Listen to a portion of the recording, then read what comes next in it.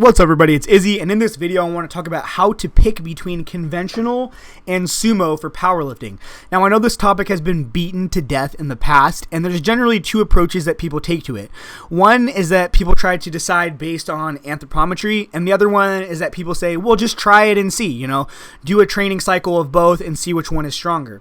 And while that's the obvious and intuitive advice, to just try both and see what you're stronger at, sumo is a very technical movement, and it can take a long time to learn how to do it properly, especially if you don't have guidance from somebody who knows what they're doing. So what I see is a lot of times that people try sumo is that they try it wrong. They use a stance width that's too wide. They don't understand the importance of opening your hips. They don't know how to do the movement correctly. They basically try to do a wide stance conventional deadlift, and when you do that, you just don't take advantage of the potential leverage advantages that sumo offers you. Now, again, the other one comes down to anthropometry, and you'll see those charts out there that kind of say things like this. If you have long legs and a short torso, you're probably going to be a conventional deadlifter, and if you have a long torso and short legs, you'll probably be stronger sumo.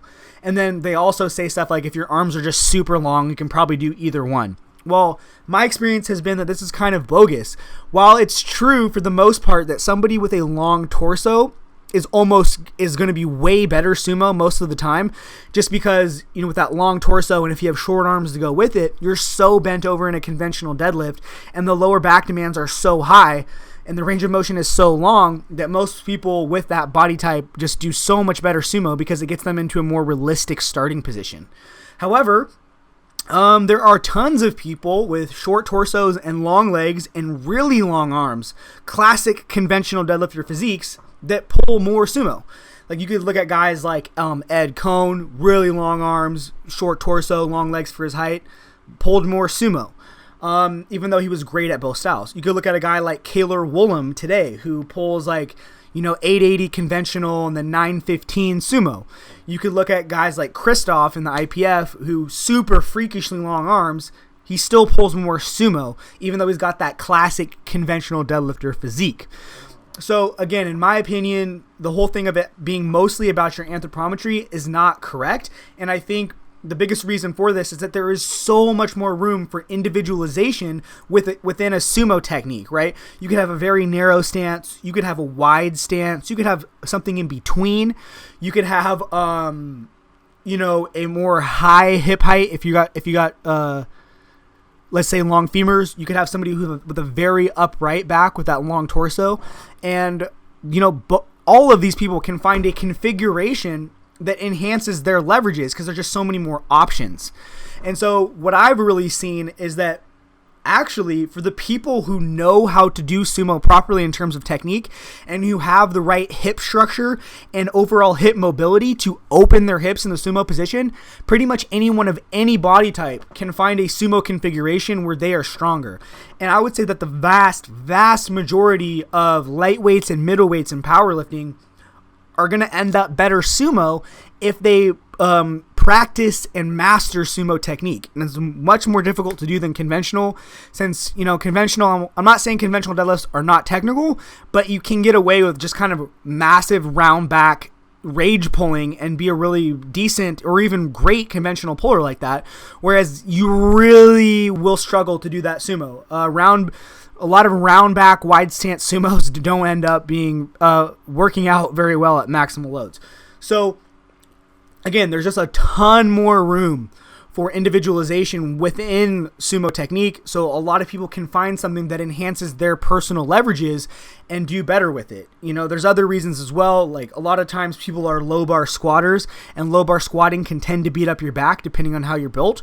So sumo allows you to train the deadlift more frequently and with much more volume because your lower back doesn't get quite as beat up with sumo. Additionally, your sumo is often limited more by how strong your legs are, your ability to get the weight off of the ground. And for a lot of people, it's a lot easier to bring up their quads and hamstrings than it is to bring up their spinal erectors. So I think there's just a lot that goes into it. There's that individualization aspect where you could find something that works for your body a lot easier. Conventional, you either pretty much pick between hip width or shoulder width, and there's not that much room for individualization. And sumo, it's across the board. You could really figure out something that works best for your body type. Now, again, the people that I really see who give it an honest shot and don't actually end up better sumo more often than not, they're the type of people who have already been conventional deadlifting for 10 years and they've just, already established the movement pattern. They've already established that musculature, and it's hard for them to make the switch. But besides that, what I really see are people who cannot open their hips for whatever reason. Sometimes it's structural. Sometimes the lifter is so big that they don't have the flexibility or mobility to open their hips. Other times people just don't have the mobility just because they don't have the mobility. And those are some of the bigger reasons why people won't pull more sumo. And height, I think, is also another one. Some of the taller guys and gals out there don't get as much of a range of motion reduction benefit as, say, shorter people can. But for the most part, this has been my experience. Lightweight and middleweight powerlifters can find some sort of sumo configuration, and there's a lot of room for variation in there, right? There's more of that like upright leg pressy type sumo, and then there's a lot of people who are stronger sumo with a very high hips using more conventional deadlift mechanics, but because of the range of motion reduction, they're still stronger that way. So there's a lot of different things that you can do with sumo to enhance your own individual leverages, and you still get that range of motion reduction that you won't get with conventional, on top of conventional also not having the same room for individualization. So again, I see that most lightweights and middleweights in the long run will be stronger sumo if they learn how to master it.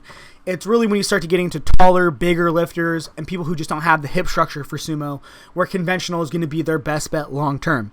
But for a lot of you listening, you're probably not 240 pounds, 250 pounds and very tight. Most of you are probably, 165 to 200, maybe some 220s.